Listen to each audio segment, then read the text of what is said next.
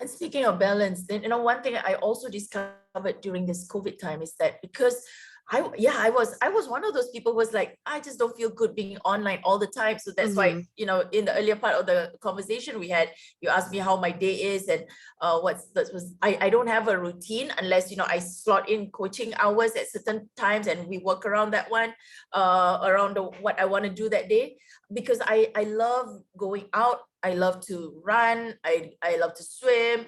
I love to go on horseback riding. So now it's like I want to make sure that we do have that balance out there. And especially us in people who are working online, when they don't have that, it was like, oh, I need to relax, and what they do is they open Netflix, and that's their relaxation, right? So again, it's still device, and it's still not with other connection with other people outside of your device. And that's where it's so important for us to have that awareness. And one of the things that also came up for me also during COVID is that I noticed the people who were in the urban side, that the depression is one thing, the challenges, mental health challenges, suicidal thoughts, the income gap that's happening. I also noticed people who live in the villages, they're kind of okay because they have their own rice, they have their own, they have their own vegetables, their fish that they farm, and they have food, right? So they're not totally dependent on things like, oh, there's no, we cannot go out and sell, we can't. And that has brought me to also have that awareness on sustainable living as well. And what happened during COVID is we met a friend who owns a land in Desaru, in this is another part of Malaysia, where he has horses, he has goats there, and he can't visit because he's from Singapore. So he's got people to man that whole place. We went to visit that place, and it was like, isn't it beautiful if we can have a community there as well? So it is totally off the grid in terms of digital, like, you can use your phone, but you gotta go like that, find where's the connection. So it's totally you and nature. And it's like, I love that place. It's like about 5 hours here from where I live. So when we can, the last year we made a drive there, and we stayed around the place, and just to be with nature. And that is so healing. And that's one thing that I would also love for people to consider is, do not just totally depend on life online, because yes, you got to learn, this is how you can make a living and all that. But if you're in the urban world, in town, in the urban side, get connected with nature, learn to plant your own foods, and learn the basic stuff. This is like, we humans right now, we don't really use our hands anymore to create. We're just like using, keyboard, and it's stuff. Like, when we get back to nature with what God has given us, with the environment, take care of it, there's food there, that's our sustenance. That's how you don't have to struggle for food and all that. That's where, that's why I noticed, like, the people in the villages, they're okay. Yeah, we have, they lead a simple life. They have their own fish, that in their pond, and they have their own vegetables, they can cook. They're okay, right? Yeah, but the people in town, that's where a lot of things that's a little bit chaotic because of the COVID, and it affected them in that way. Yeah. Can you talk a little bit more about what you do with refugees? I know we talked about this a little bit before our interview, and it came out just a little bit during your interview, but can you talk a little bit more about that and explain? Sure. In my work, we have a One Help One model. That's how we can contribute to the refugees. Every training and coaching also contributes to the mindset and skill set training of refugees here in Kuala Lumpur. The refugees here in Kuala Lumpur are here on transit. They have a UNHCR card that says that they're a refugee, so they're allowed to stay here in Malaysia, but they cannot get jobs. They're not like, they're not like people who come to Malaysia because of work. They don't have a work visa. It's illegal for them to work, and it's also illegal for the kids to go to public school. So they have their own schools, the refugee schools, mostly run by volunteers. And also, unless they have money, they can, you know, start a business, and that gives them that business visa, and that they can send their kids to and a private school or international school, right? And the rates are obviously higher. And so there are people with money who come here, and they can come in and, you know, have a business visa, and, you know, they work here, they create their own business, and that's fine. But most of the refugees came from all the war-torn countries, whether they're political refugees, whether they're you know, religious persecuted, or they have because of the country where they're from, they have wars going on and it's not safe to live there. They happen to come to Malaysia on transit before they get moved to other countries. They have to wait. So in the meantime, what do? So most of them end up from being middle income to being in poverty, because they don't know how to sustain their life. They, you know, well, and they're not allowed to, right? Because they can't get a work allowed. visa. Yeah, they can't. Right. They're not a work visa. So if you come from even if you're a professional, like you're a doctor, and it's not recognized, some of them that we know are becoming, like, you know, waiter, not even waiters, they're kitchen helpers in the restaurants to earn a living. So this is what happens. So what we do is, first of all, there's one thing that you can do, which is to have a freelance work. And how do you do that? You need to market yourself, you need to know your skill, and also be able to market that online to let people know that this is what you do. Work with other locals on how, you know, partner up in a business, and you become a freelancer. That is still acceptable. So what we do is we help them to start something online where they can market their products or their services, and be able to sustain their life. So that's what we do. So some of the people who come here, they don't even speak English, they don't speak the local language, so they're very vulnerable, and they only mix with their own community. And that's also sometimes it's not a very healthy environment to be around, because it's of a lot of negativities, and they're not integrated into the other you know, the mainstream, where people, some of them are willing to help, but they're not sure what help they need.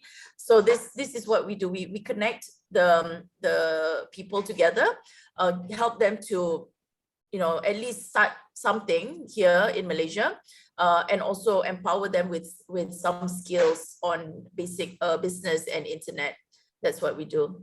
Yeah. So we found that the refugees were very vulnerable. We started doing our work with refugees back in 2016, when we first discovered them in Malaysia. Before this, we were doing a lot of work with the homeless and the sex workers as well, yeah, in Malaysia, because they're marginalized. Yeah, they're marginalized. So a lot of help is needed, and acceptance as well. So sometimes, you know, people don't accept them, and they do a lot of work that's illegal because there's no respect. So yeah, so that's what we do. Yeah. So that's in addition to your regular love and respect program, right? Yeah, yeah. So the business that I run also contributes to the process.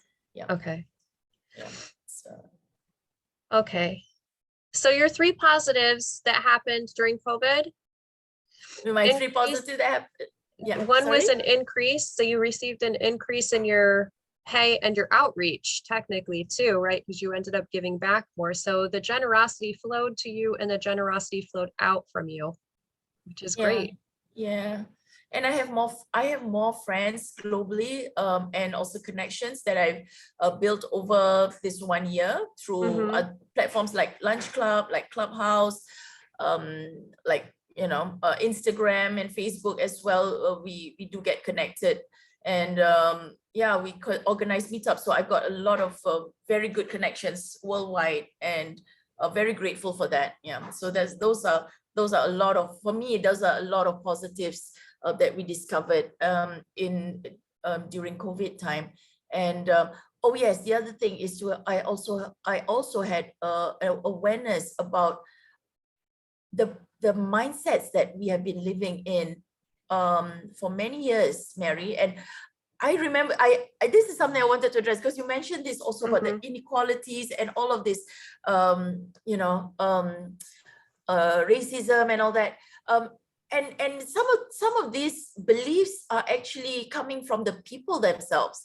So when I was doing coaching during COVID, right, and I realized, a lot of them were saying things like, I'm from Asia, I don't think people will pay this much, or I can't charge in US dollars, I have to charge this much, but they're doing the same amount of work. And I'm like, if you put yourself devalue, that's how people will value you. If you devalue your own worth because they don't believe they can charge in US dollars or in euros or in whatever, that they're not good enough. And that is something that they accept. And that's something I do not accept. Like, you downplaying your own worth and your own value is actually devaluing your own life. So if the market is charging at this price, and I would recommend that people who are in my community, the people that I coach, that they charge in US dollars. So it's like the value is the same, like, otherwise it's like, why is a person from Cambodia doing the same amount of work, same amount of skills compared to someone from Switzerland gets paid like 5 times difference? What is that? How do we value people's life just because of where they're from? So I say, no, you're going to charge in this amount. And that is also an effort on their own self-belief. Some of them just cannot. They're like, nobody's going to buy. I can't do that, and I don't, and that belief is real because they think they are lesser compared to someone else. So that's another thing I realized. And I worked on myself with this for many years. And I'm supporting others as well to have that. And when we have that value that we are the same in terms of, how the work that you do and how you're valued, whether you're a man or a woman, or whether whatever country or ethnicity you come from, then I would say that's how we become more equal in worth. Yeah, there's another layer that I've seen. So, and I do know about this dynamic of like you value yourself too low. So you want to make sure you set the price that you really feel is your worth. And what I've seen, and this doesn't actually speak to, like, I know what you're saying, that other people in other countries, sometimes they feel like nobody will pay that. I think people will pay it.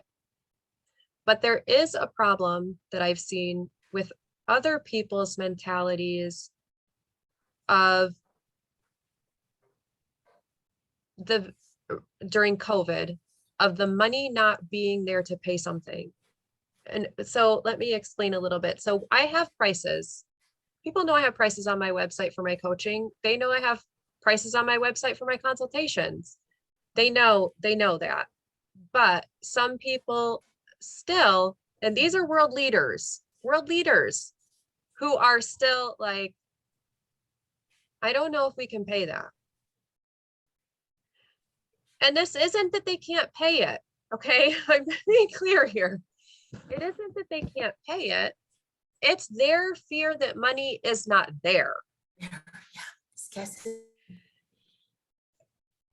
And they don't realize, they literally do not realize how much they limit their own country by saying that. Exactly, Mary. Their own country. Exactly. Yep. So and how they limit all their own moves as a world leader by saying that. Yeah. And these are people who you would think would have their mindset prepared. You know what I mean? And it's that fear. It goes, and we work through this. This is why I'm having this conversation with you, because I know you know exactly what I'm talking about, because we've done this work. We know it's a fear trigger. It triggers fear, right? They go into, oh no, I can't because I don't think the money is going to be there. There is no, oh no, God's money is abundant. God owns all the money. Okay. And God wants to bless everybody with the money. Yes. It's like, what are you doing? It's we even saw this before when it came to starting to donate vaccines globally. I don't know if we can do that. And this wasn't, you know, I'm not labeling any specific country, but multiple countries were like, I don't know if we can do that. Yes, you can. And you can do it for free. Yes, you can. Yes, you can. There is no, I don't know if you can do that. There is, yes, you can do that. Like, you're in such a great position to be able to do this and but coach them. There's Beautiful. moments where I'm like, what are you doing? It's the mindset. And you know, it imagine causes them to seize. It causes them to seize. And so then their country seizes. Yes. That's the thing. It's leaders. I'm like, what are you like? No. Yes. I know. Well, I understand that you, and so to see it in other people that aren't world leaders, I totally get it. But especially if they're feeling it from their country leaders, it's like a trigger. It's a trickle effect, right? Definitely. One person has that feeling, and then it comes down to everybody else, and so then it causes all the people to freak out. You know, exactly. They run through fear and that scarcity mindset. We don't have enough, and that's why we must do this to other people. This is us, right? You know, don't let people in. Don't help others. We help ourselves only. You know. And then even within helping ourselves only, they create divisions. Who amongst ourselves deserve that? So it's that scarcity, like that's because there's not enough.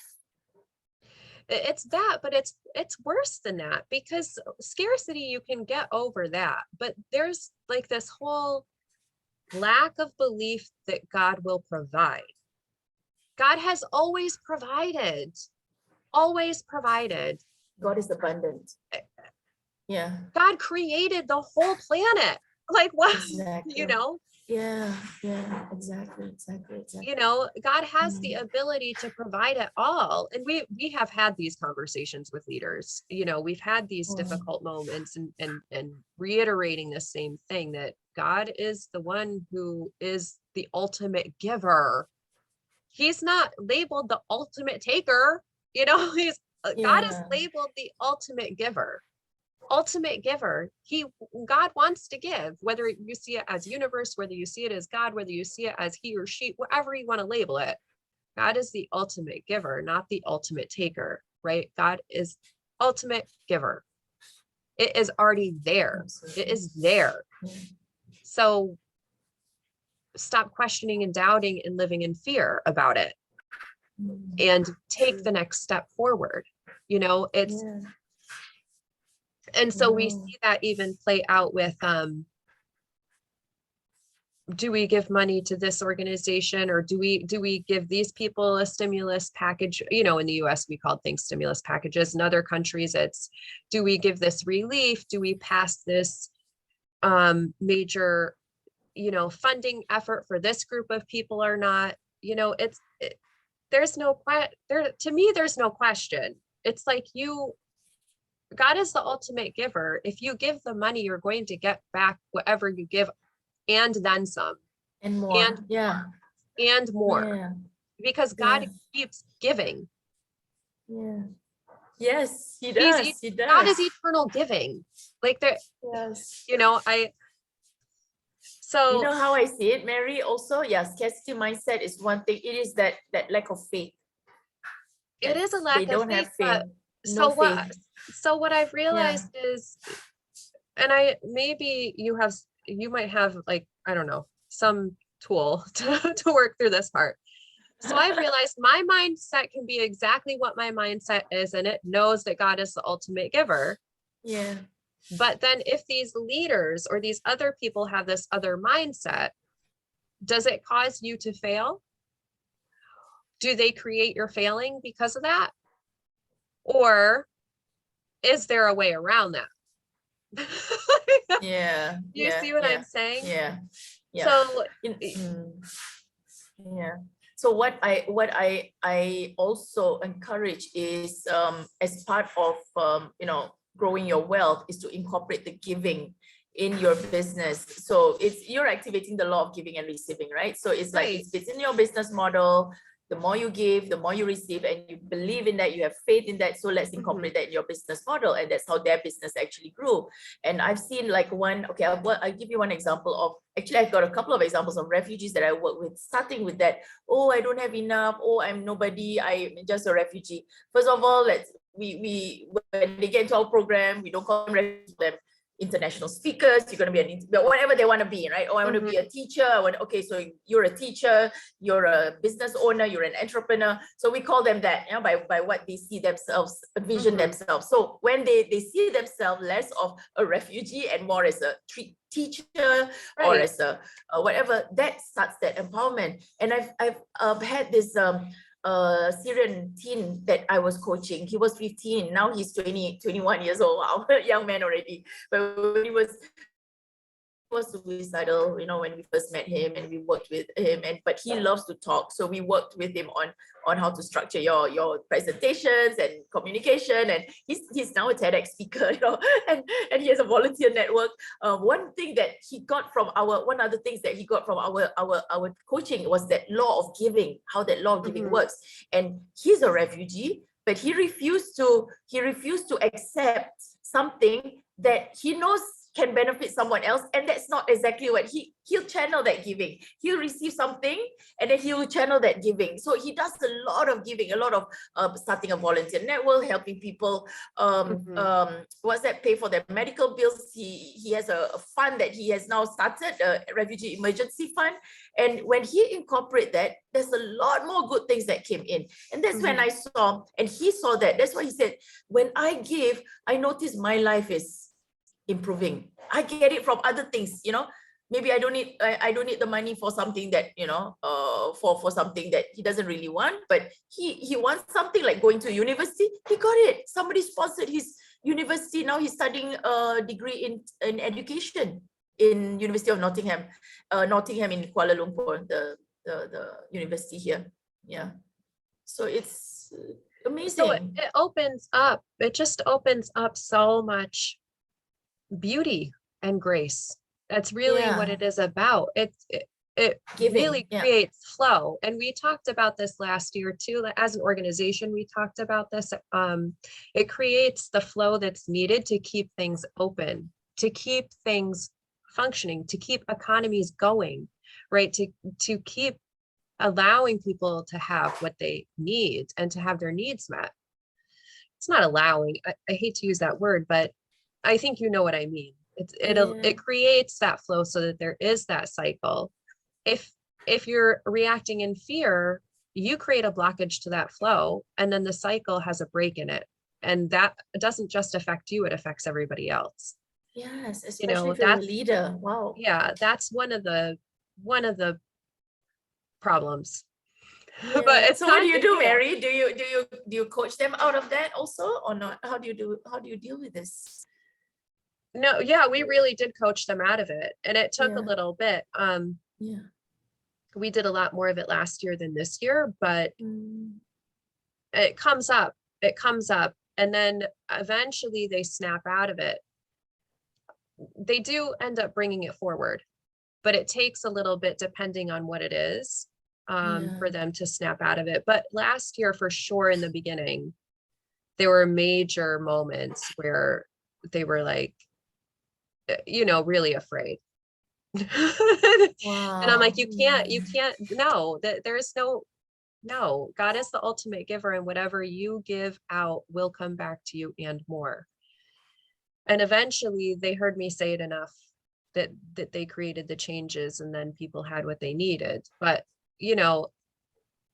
right now we're in second year of this. The whole globe is in second year. So it's not just getting people what they need now. We're past that. And yes, there are other people in other countries who are suffering a lot and still don't have what they need. But my point is, we already did a lot of work last year. Everyone needs to be leveling up again this year and bringing it forward to the next level this year, so that this problem doesn't exist anymore.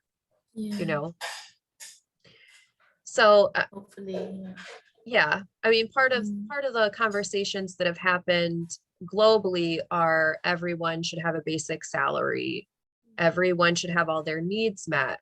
You know, there needs to be a change in the way the globe works and how countries work and function with each other to make sure that needs of all the people are met on the globe, not just a select few people. You know, there have been major conversations between all countries on this, even at the UN General Assembly. So we're hoping this year it really does level up to more people having what they need, and that no one goes without their basic needs. Everyone has basic needs. We're really hoping we get to that point where people do not have to go without their basic needs.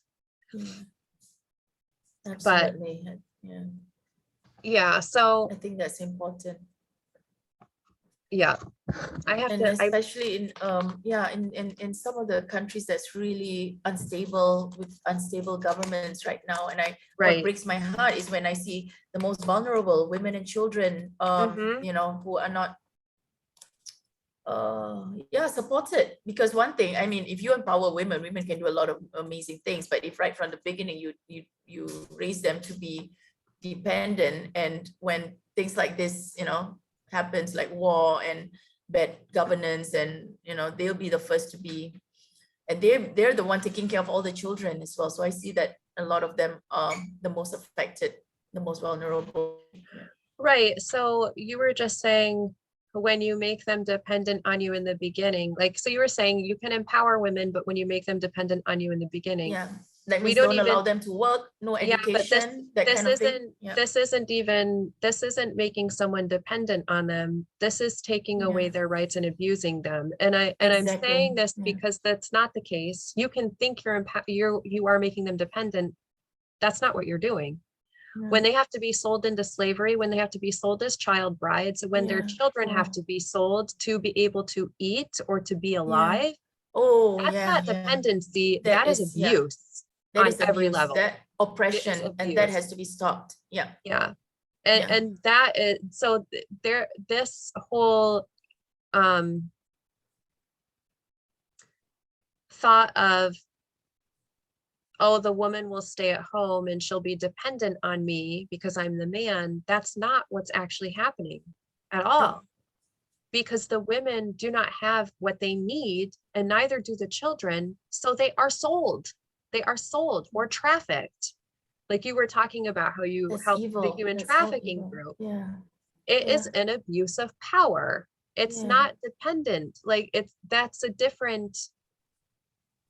It's different. It's a whole different mind. It's totally different. Totally that different. One is oppression. That is evil. Ooh, wow. So the thing is, and you know, I don't know how to word this, but it's going to come out anyway. A man can be dependent on a woman, and a woman can be dependent on a man. There isn't anything wrong with needing someone or being dependent on someone, right? Like, even if you look at an elderly person that cannot care for themselves, it's okay to be dependent on someone for you to have what you need. I'll say that. So like, say if you're an elderly person and you can't change and you wear a diaper and you can't change your own diaper, it's okay to be dependent on someone to help you to change or to change your diaper. It's okay. It's the same thing with a baby. It's okay for a baby to be dependent on their parents to feed them, nurture them, cherish them, change them, help them to grow, right? It's okay to be dependent on someone, and it's okay to have people dependent on you. But when it's oppression, oppression and it's flat out abuse, it's evil. Not okay. It's not okay. You know, there's a whole, and that is happening now in many countries, not just, you know, not just one. Many countries. And you know what, for years it's happened. And I think now, so one of the changes we saw during the pandemic is that the pandemic made people actually open their minds and stop and take a look around and say, this is what's actually happening around the globe. And it's not okay, because every life is important and every life matters. So now people are waking up and saying, oh, it's not okay that women are trafficked. It's not okay that I mean, people were saying it before, Children are but sold. more people are saying it now, and now is Yeah. the time to create that change. It was time a long time ago, and people didn't do it. There's no excuse or reason why it shouldn't be done now. Yeah, and I think one of the things is the internet has given the people that voice as well, because we see different perspectives. Before that, we just see one narrative. Now it's people standing up for the rights of the oppressed, and people they start to hear the story, because when you hear it from themselves. Now, I wanted to share with you also, like right now, I'm also supporting this a lady that I met, and one of the reasons why I said she's dependent, because she was dependent on her husband for income. She's from Somalia. She's a refugee. She's got 6 children, tiny kids from 11 all the way 6 months old baby. Husband just left her. She abandoned her, and apparently she's been taking money from people, and he flew off somewhere else. And so she's here. She was discovered by the roadside outside UNHCR, asking for, like, has no idea where to go. So, I mean, this is something that, even within certain family dynamics, that people can only treat it, they can even treat this to their own partners, their own, and this is something I cannot understand as well. So, but this is happening. It came from somewhere, these beliefs also, this mindset around, the whole dynamics around gender, about women and their roles and all that. It's something is just not being, educated enough to people as well on respect. Yeah. So she has to start off her own life. But, I think in a way it is a good thing for her to start. And, she's surrounded by people who are supportive right now. Yeah. But we didn't know her story before. It's like she's been hidden somewhere for many, many years with all of her kids. And that's all she knows. She can't even speak other languages except from her own dialect. Yeah. So. Yeah, well, I guess maybe that's the point, or where the difference happens. You can be dependent on someone and they respect you, and there's no abuse in that. But when they lack respect, it can turn abusive, and it can turn abusive very fast. Yeah. I think that's within individual relationships, that's within countries and country dynamics, that's within groups of populations of people within those countries. Yeah. Which is why your work is so important. I think that's the whole other. I know. That's why this is really a whole other everywhere. Yeah. So important to have it. Coaching leaders, and they create their own change in their communities. Right. And your work as well, Mary, it's so amazing, that you have the world leaders in front of you, and you can also shift that. I try. I know it's not easy. I know, definitely not easy. I mean, even with my clients, they don't all of them get it. Yeah, not all listen. Those who are ideal, they listen, they pay attention, and they make the change. But those who are like, yeah, sometimes they're like, not her again. Please, no. Yeah, they run away from you. I know. Okay. I've experienced that as well. It's okay. So it's okay. Those are the moments when I'm like, okay, they just need a break from me right now. I get it. Yeah. Or sometimes I'm like, well, I don't really like you right now either, but here I am. I don't have to like you all the time. I just have to be able to cooperate with you to help find a way forward. It's a good way forward. But so thank you for sharing this opportunity to share with the world this perspective. And yes, thank you for holding this space, Mary, and the work that you do as well. So let's do more, reach out more, support one another. Yes, we definitely have to do that, and people will definitely connect through your interview. But what inspires you every day to do what you do? I believe it's that legacy. I mean, when I first started, it's more my family. I'm inspired to create change, changing my livelihood for my daughter, and the kind of person I would like her, to look up to. That was my inspiration. Now that she's 15, she's got her own, she's her own person, her own dreams. And for me, it is more my legacy. Like I want to leave this world with people thinking like, hey, Murshidah taught me this, something, and they pray for me, and that that is what inspires me. I just want to live my best life and encourage people to live their best life, and to see the world, to see life in such a beautiful path that we are in right now. Because in my faith also, it's like, this is not the end. We will move to a different world, and it is a life that we can create to bring forward and leave behind something good. That is what inspires me. And I like to also challenge myself with things that, you know, that excites me, that sometimes I have a little fear. Like right now it's horseback riding. So I took up, you know, I just turned 50, and I said, one of my dreams is to be able to be a horseback archer. You know, I see people like, you know, they're on horses and they can do archery, and I'm like, I want to take up that sport. And it's like, I've never done that before, but I'm picking it up right now, and I'm very active. And and I started at my age, at 50, right? So I'm like, so that's something that gets me excited to do something new, that's challenging. And but I'm excited too. It's a good idea, but I don't know if I can, so I'll just do it. This is what I do. Who is one person who has inspired you in your life?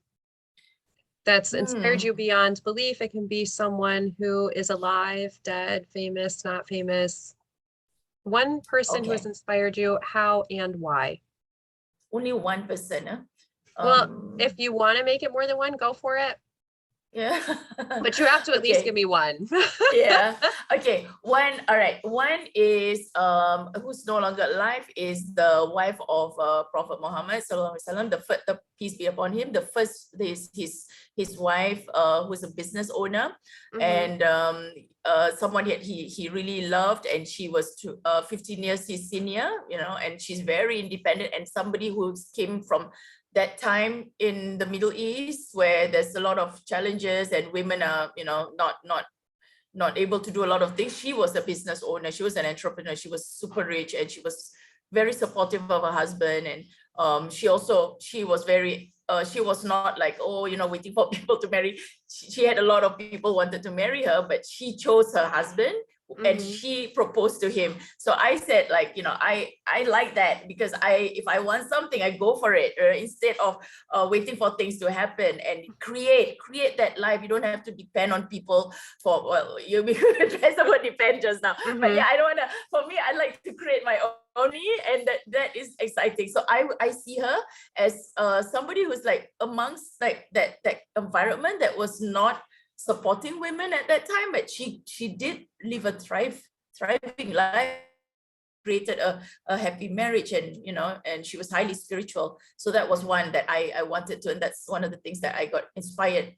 The other thing is a group of people that I saw, and that also inspired me to do more of the work that I do right now in business.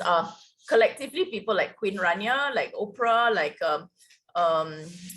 who is the other person? Angelina Jolie, right? They have their own, you know, they're celebrities. They have their own work that they do, and yet they're so passionate about creating change and helping others. And they're so rich, and yet they're helping people who are really in need. And that, for me, is something that I'm very inspired to do. And I look up to all of these women, you know, personalities, and people who who have done the work to prove that, you know, regardless of whatever challenges in the past, they can create a fantastic future and create change at the same time.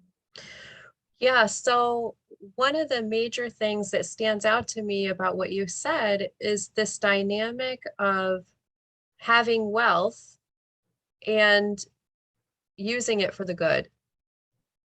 All of the women you named have wealth and use it for the good. And then there's also this other dynamic of all of these women have wealth. They're not excluded from wealth. They're not told they can't have it. I mean, they are, but they don't listen to that. Do you see what I'm saying? Like, there's that whole, God has blessed them and blessed them abundantly. And they more than allowed. Allowed isn't even the word to use, to have wealth. Yeah. It is already theirs. Yes. And God is so giving. God is abundant. To all people. Everyone. Whether they are Everyone. male or female, no matter who they are, you know, that's exactly it. so I love that you used female examples, like, and you know, they're dear to your heart, you know, they're who has inspired you. And they've all used their wealth in beautiful ways and giving back to other people and for the good. It's not like they don't do anything for anybody else, you know? Absolutely. I think it's great. So awesome is that? Yeah. If there was one thing you could tell every woman, or that you think every woman should know, what would it be? Your one golden nugget. First, love and respect yourself. You are enough. You are worth it. And yeah, you start with that yourself, and that's how you can do more for others. What are 2 ways you would say that they could love and respect themselves more? Acknowledge that they are, first of all, they are special. They are born here for a reason. That they have that. They are born here for a reason. I mean, out of all of those millions of sperms, right? They were born, right? So they are special. They are here with a purpose. So discover that. And when you love and you respect yourself, get to know what are your superpowers, because everyone has that superpower. So hone in on your superpower. Don't focus on what you do not have and what you're not good, and do not compare yourself to others. They have their own superpowers, and that's why you are here. You are supposed to give that gift that you are born with, to add value to this world, and work with other people on their own superpowers to create something more useful and purposeful in this world, something positive in this world. Yeah. How would you define a woman full of soul? A woman full of soul is someone who's connected to spirit, someone who is in touch with herself, like she knows her purpose, and also connected to God. And I think someone who has a lot of faith that, you know, everything happens for her, everything is happening for her, and regardless, everything, whatever we define as challenging or negative, it's all good. Everything happens for you, not to you. Yeah. How would you advise someone to get out of that old mindset to move into the everything happens for you mindset? I personally get supported. So you are not alone, because sometimes you will be kind of fighting with certain things that's going on in your head and in your own emotions that came from somewhere, probably some programming or some childhood experience that you can't remember. And if you first of all desire to move out of that, and you really want to work on yourself, and just step into the best version of you, get supported. And for me, I am very choosy of the community that I keep, the people that I surround myself with.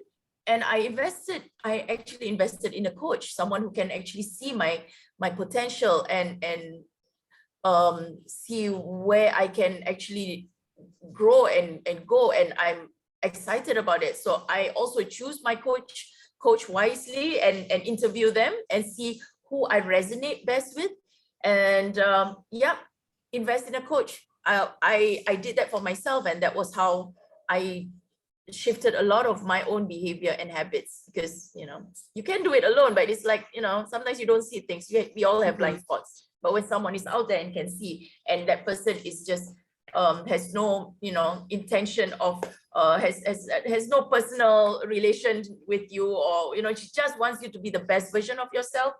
Yeah, that's how I would advise. Go and get a coach. With all of the coaching you received and all of the coaching you've done with others, what is one way that people can take that head knowledge that love and respect had knowledge, but also, you know, everything happens for you, that God is on your side is pretty much what it all is. God is there for you and God is on your side. How, or universe is on your side. How do you take that mindset that we've been calling it, and change it into a heart space? Okay, so the question is, how do I change from mindset to heart space? From mindset to heart space.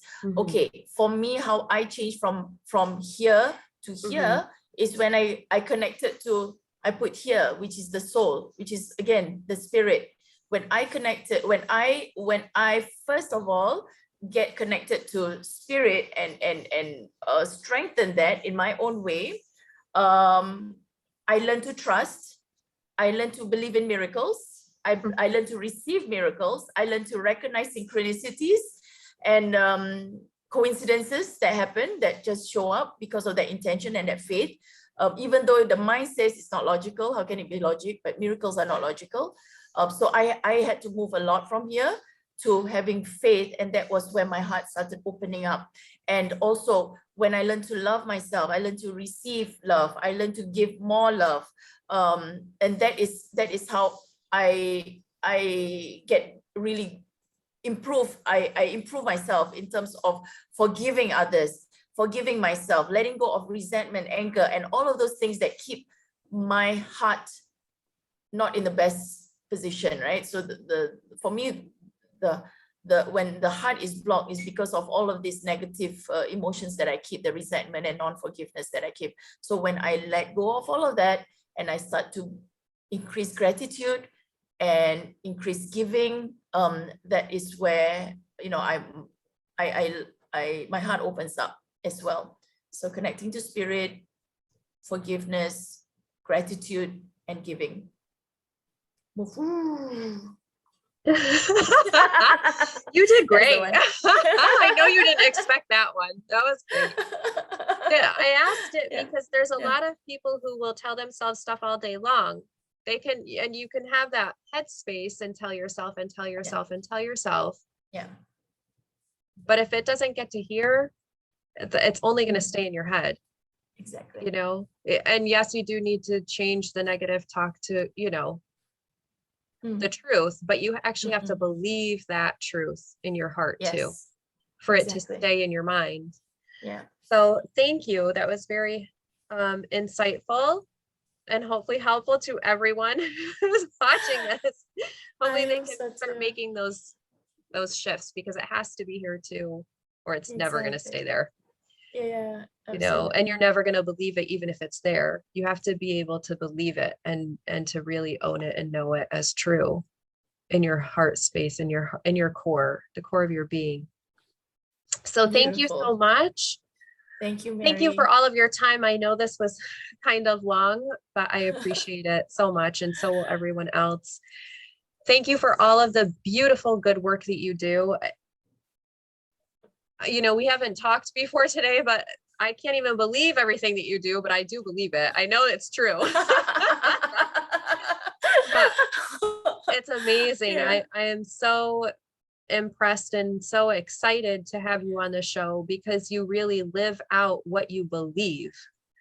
You know, you really live out love and respect. It's not just that you're teaching someone about it. It's not just that you're taking it into corporate. You're living it every day, and you're living it in your own business model. You're giving back to other people in your own business model and really serving from your heart, and what's true in your mind, of course, but really coming from your heart space. So thank you so much for that. And make sure you tell your husband thank you too, since he works with you. yeah. And helps you with everything. Keep us posted on your COVID everything there. Hopefully things will settle down. I say this to everyone. I would love to go to New York. It's like so many times, you know, I haven't been able to. We would love to have you here. Yes, I'd love to go visit. Yeah. And actually all travel isn't stopped here right now. There are new bans as of today because of the new variant, but not every country is banned. And as long as you're vaccinated, you're able to come in if you're not on that country list. I don't know the actual country list right now. I will know by the end of tonight, but so you can come here. Yeah, love to meet you in person. People to come in for sure. Yeah. Yeah. Okay, thank you so much, Mary, for this session. Yeah. And we will be in touch in the future, and you can look for your your interview on our website. Can you share with everyone before I let you go? Can you share everyone your website and the name of it and what it's called, the address if you have it? Well, I have a couple of websites. Yeah, because I have the work that I do is a couple of things, like my social and my corporate. My work one is MurshidahSaid.com. It's www.MurshidahSaid.com. But the best to get connected with me, it will be through Instagram. That's where I have my link tree and all of the updates of whatever is coming up that I'll post there, that people can actually click on and see the projects that I'm in. If anybody is interested to be part of the social cause as well, they're welcome. And you want to work to help the refugees here in Malaysia as well, you are welcome to know more about that, and also marginalized communities. I'll share more details. Just connect with me, and yeah, Instagram is the best way to know what are the updated programs that we are having. Perfect. And we will share your information too on the posts that we do, so that way they have it in written form. They don't you don't have to worry about them just getting it through what you said. Yeah. So awesome. So thank you so much. That's it for our episode of A Woman Full of Soul today with Murshidah. Thank you so much for joining us, and we will see you next time. Ciao, and arrivederci.